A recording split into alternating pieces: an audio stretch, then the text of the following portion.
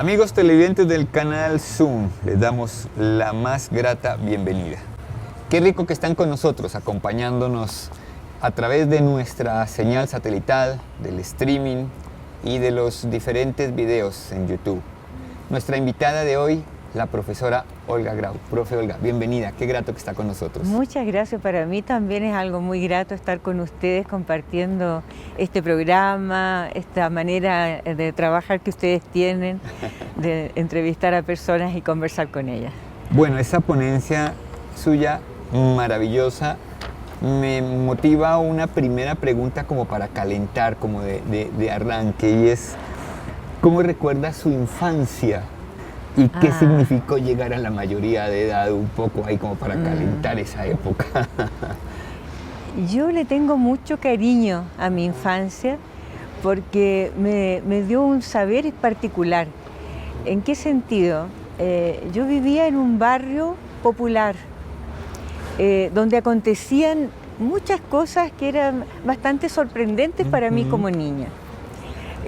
Había muy cerca de la casa una hospedería donde iban mendigos a pasar la noche. Nos pedían muchas veces tarritos de comer. Y yo me recuerdo que tenía una cierta prohibición en la casa de no dejar la puerta abierta cuando iba a buscar algo para traer de regreso. Pero yo encontraba que era ofender cerrar la puerta, que era una ofensa, ¿no? Era como bloquear algo, ¿no? Sí. Entonces, y como le digo, había gente que se sacaba piojos ahí en la calle sentado en unos bancos, y todo eso a mí me hacía pensar muchas cosas. Entonces agradezco mucho mi barrio y aprendí muchas cosas ahí. ¿Y qué conservo de eso? Yo creo que tal vez una manera de mirar, desde la carencia, desde la falta, de aquello privativo en que a veces se montan las existencias. Y yo creo que algo de mi ponencia tiene que ver con eso, que es como el lugar de lo específico, ¿no? de la infancia. La infancia no podemos entenderla de una manera universal, tenemos que pensar en niñas y niños en su contexto, en sus corporalidades propias, ¿no? Pues ese precisamente es el tema que vamos a abordar con nuestra invitada de hoy.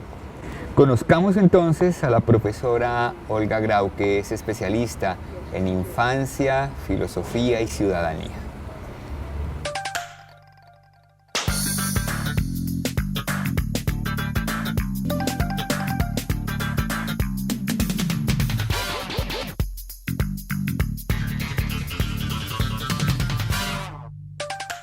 La profesora Olga Grau llegó desde Chile para dictar la conferencia Ciudadanía, Infancia y Filosofía en la Conferencia Bienal ICPIC 2019, organizado por la Facultad de Ciencias Humanas y Sociales de Uniminuto.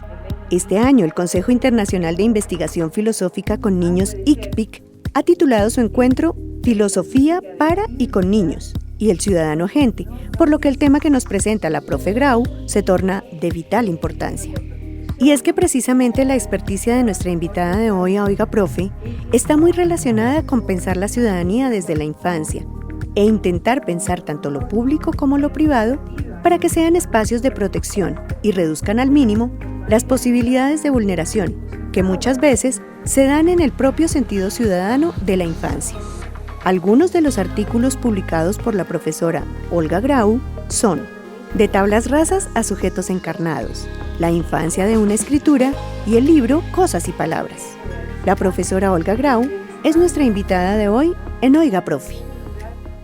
En la conferencia de la profe Grau hay un tema donde trabaja el concepto de la protección, el niño protegido, sí, a veces sobreprotegido, sí, pero me impresionó ese arranque con el tema de la confesión que hace Rousseau, ¿cierto? Sí. Y la situación de D'Alembert, esa situación de sus infancias, el uno que decide regalar los niños y el otro que fue un niño regalado. Hablemos un poquito porque precisamente ese es el marco que nos habla de ese marco aparente de protección. Se llamaba a esos niños abandonados por sus madres, por sus padres también, expósitos, porque justamente eran expuestos, ¿no? Así los concebían aquellos que los recogían, ¿no? Y a mí me interesó pensar el tema de la ciudadanía desde esa especie de gozne, ¿no? De lo que procede de una completa precariedad, ¿no? O de un no deseo de ser acogido a una protección y a un ser acogido, pero que también tiene componentes de mucha desprotección. Es decir, creo que si uno pudiera leer desde allí, ¿no? Lo que es nuestra existencia, desde la vulnerabilidad, ¿no? Porque somos todos seres vulnerables, pero no todos estamos en esa precariedad, ¿no? En que quedaban estos chicos. Y claro, es bien desconcertante esa reflexión que hace Rousseau, ¿no? Sí. Esa confesión que hace. Y como porque, validación. Exactamente, como que son los otros, eso sí, los que de alguna manera le autorizan, ¿cierto? Y me llama la atención cómo Rousseau, que piensa en el contrato social, tiene ese tipo de práctica. Es como que el contrato social se hiciera solo entre algunos también, ¿no? Siempre lo político implica pensar aquello que es incluido y lo que es excluido. Y por eso yo dije, ¿qué voy a pensar cuando me invitan al panel de ciudadanía? La ciudadanía no está dada, es algo que siempre hay que conquistar, ¿no? Y hay que crear condiciones, generar condiciones para que ello sea posible a quienes no están en ella, digamos, ¿no? Porque siempre hay unas relaciones de poder, hay quienes tienen más poder y pueden generar esas condiciones, y si no las generan, en algún momento esa población excluida se vuelve contra ese sistema, ese ordenamiento, ¿no? Y en Colombia los niños, por ejemplo, aparentemente no son ciudadanos porque uno se vuelve ciudadano con la mayoría de edad, cuando cumple los 18 años. Claro, o sea, está muy definido desde una cuestión jurídica de votar, ¿no? Y no se piensa de que ciudadanía es ahora también, ¿no? Con el ejercicio de derechos y con la adquisición de derechos. Ayer veía un graffiti que era bien interesante en la calle, en que decía, hoy es el futuro, ¿no? Y es muy interesante pensar el tiempo en el presente, porque también se dice, los niños van a hacer tal cosa, como que todo es promesa hacia adelante, pero no se piensa en el presente y en su actualidad.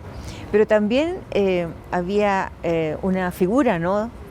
Que no era muy definida si era mujer u hombre, y decía, a mi manera, ¿no?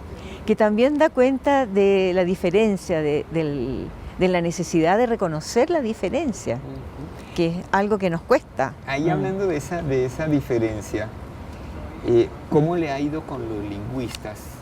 Cuando se trabaja el término de los niñes, claro, ¿no? Que es, yo creo que la gran discusión en este momento sentido es con los lingüistas, es que ellos no aceptan este tipo de postulados que permitan precisamente generar esas identidades, y el nombrar esas identidades, como lo dice la profe Grau, que están en el cuerpo y la subjetividad, que están fuertemente presentes. Hace poco estuve conversando con un lingüista que es miembro de la Academia de la Lengua, ¿no? Y le proponía que hiciéramos en conjunto un documento para ir reflexionando, ¿no? Esto en la universidad, porque es algo que ya están reclamando los estudiantes, los estudiantes, ¿no?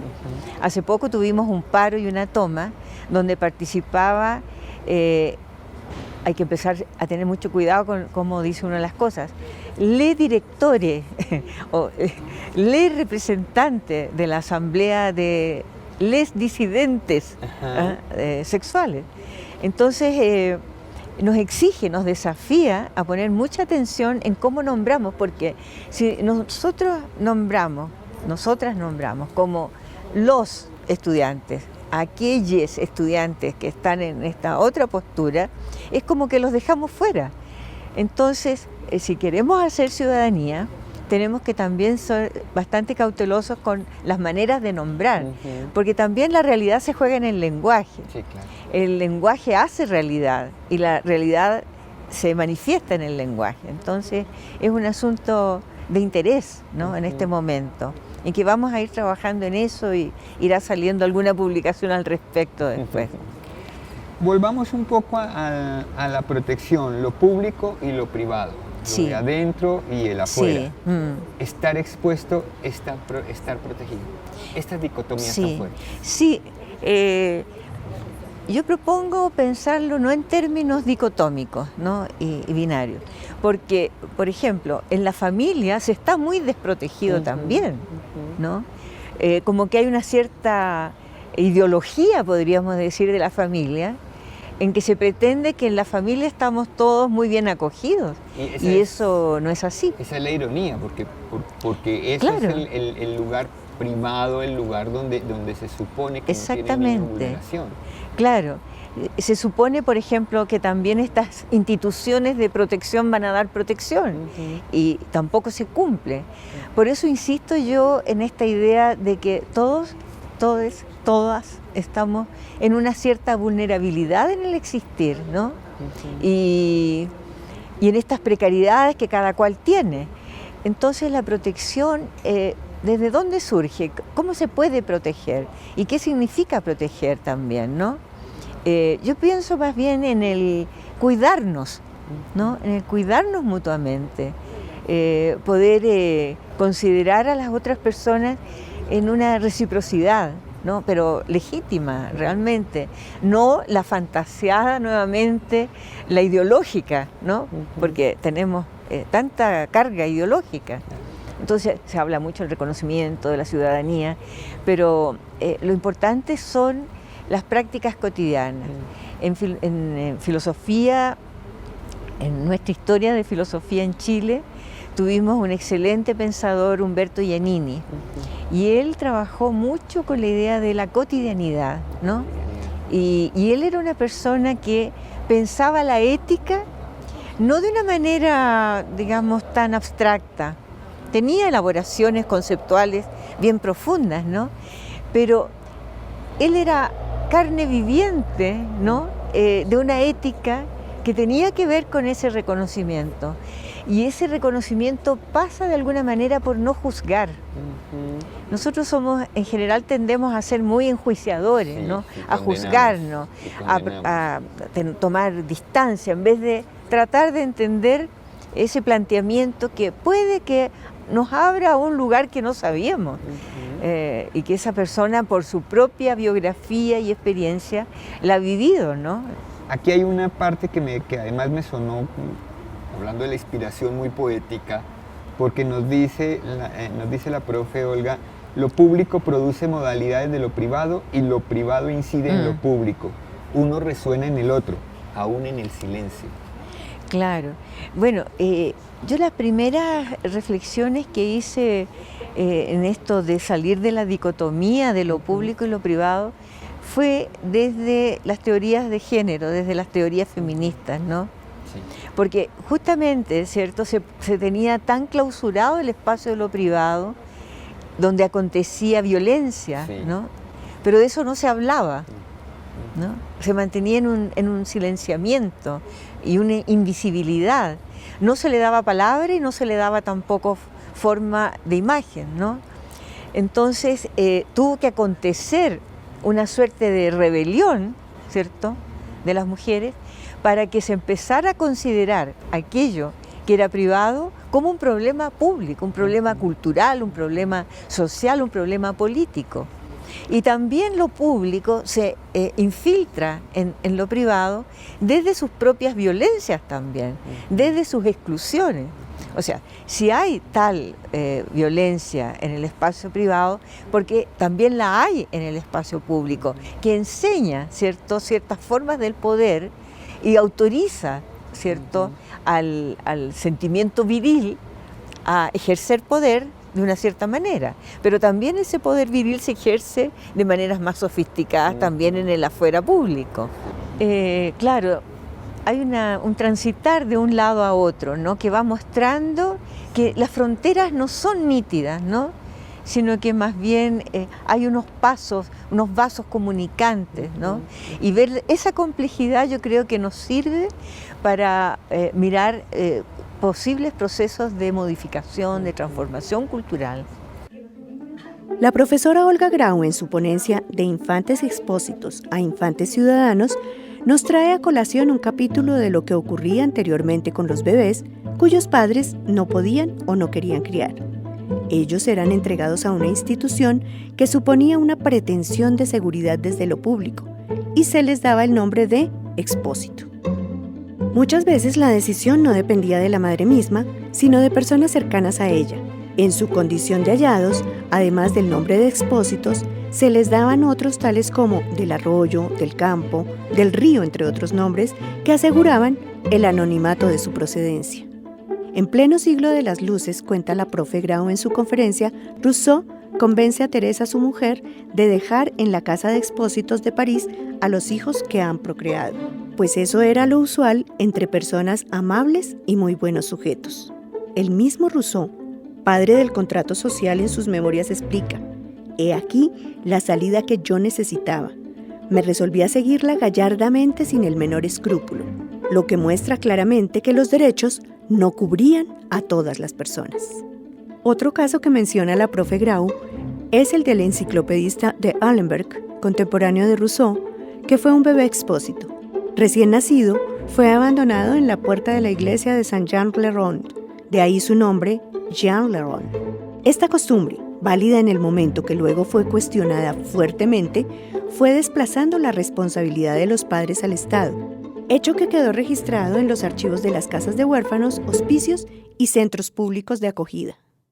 En la conferencia la profe Grau nos lleva y el análisis viene desde lo histórico, desde cómo a través de la cultura se ha contemplado el niño expósito, pero pensando en estos desarrollos culturales, pensaba en la contracultura, donde el joven logra una identidad porque aparentemente era el único que estaba excluido, porque el niño tenía clara su identidad aparentemente y el adulto, el mayor, también.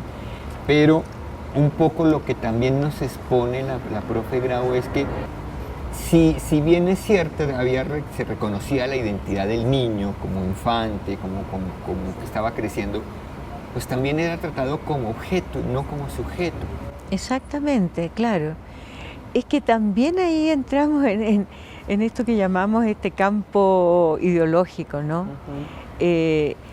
Porque a mí un ejercicio que me gusta hacer con estudiantes de la universidad, hacíamos una especie de listado en la pizarra, ¿no? De lo que iban diciendo las estudiantes, los estudiantes. Entonces, muchas veces se asociaba infancia con inocencia, o se definía la infancia como esponja, o se definía la infancia como alegría, ¿no?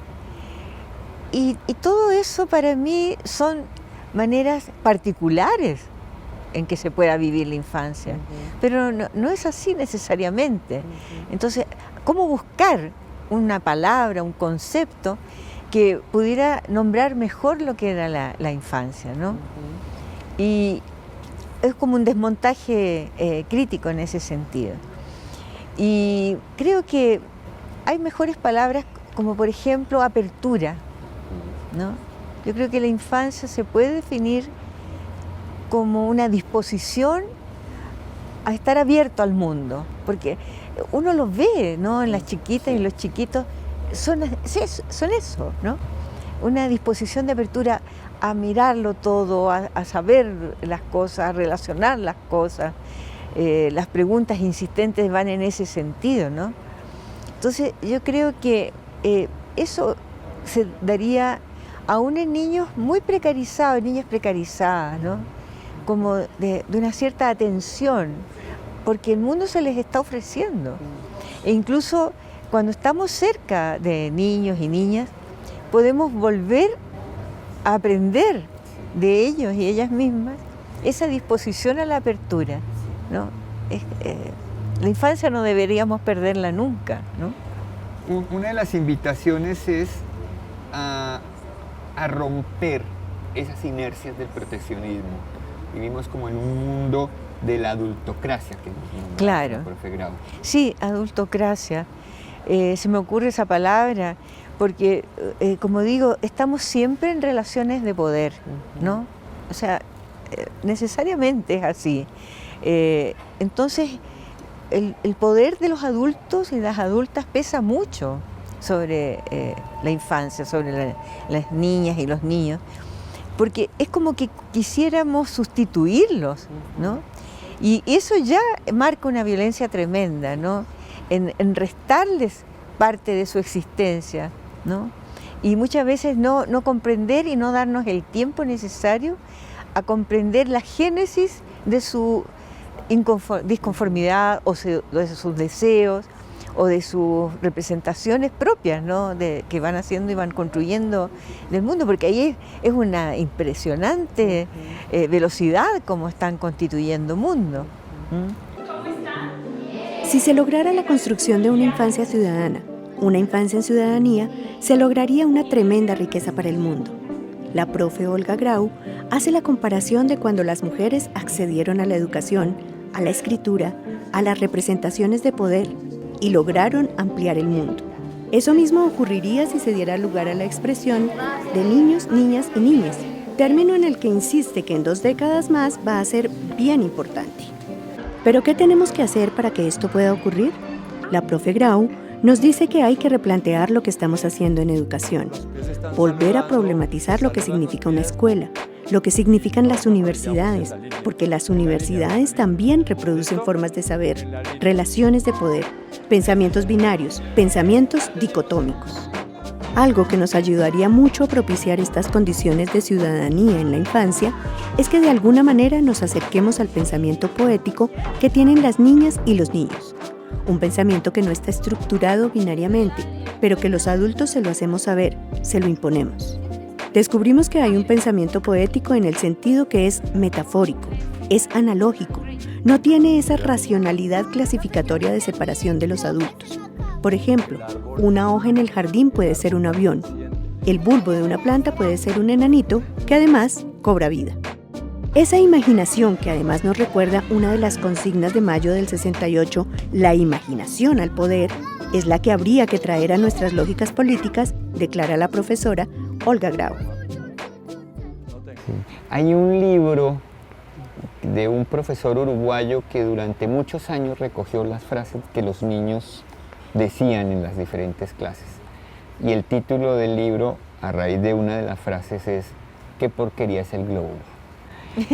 ¿Qué frases de pronto que pueda en este momento recordar de los niños que sean muy llamativas, que sean precisamente esa capacidad de sorprendernos, esa capacidad de construir esas metáforas se le ocurrirían ahora?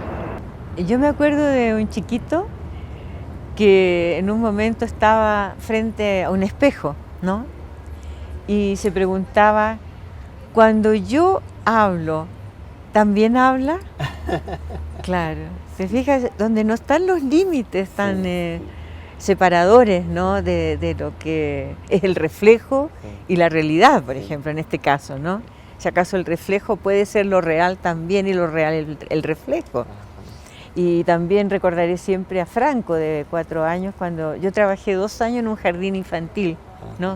Haciendo un taller, y encontró que el sol se parecía a un tren. El sol se parece a un tren. Claro. Entonces tú dices, oh, el niñito te fijas, está difareando, ¿no?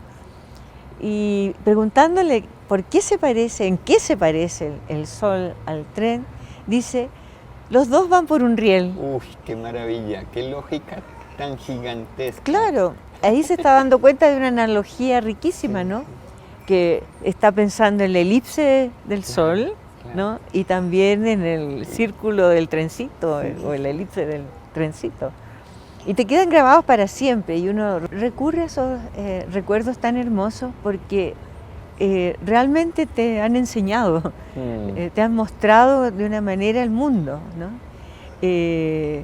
También un chiquito preguntaba, mamá, ¿esta vida es verdadera o yo la estoy soñando? Qué bonito. Entonces te sorprende permanentemente y hay que estar atentos a esa reflexión, a esa manera de pensar, porque yo insisto que es una manera de pensar, ¿no? Más cercano a lo perceptual, más que a la lógica racionalista, digamos, de pensar, ¿no? Por lo tanto, más cerca al ser afectados por el mundo. Yo creo que aquí nos podríamos quedar eternamente hablando de la infancia, de la filosofía de los niños, de esa capacidad, de esa metáfora que es esa construcción de los niños en la ciudadanía, en la infancia. Muchas gracias, profesora, por habernos acompañado, por haber estado con nosotros. Muchas gracias a ustedes por este programa, personalmente, a usted, Fernando, ¿no? Ha sido muy bonito poder conversar. Para nosotros, muy grato. Amigos televidentes, los invitamos a que continúen con la programación del Canal Sur. Muchas gracias.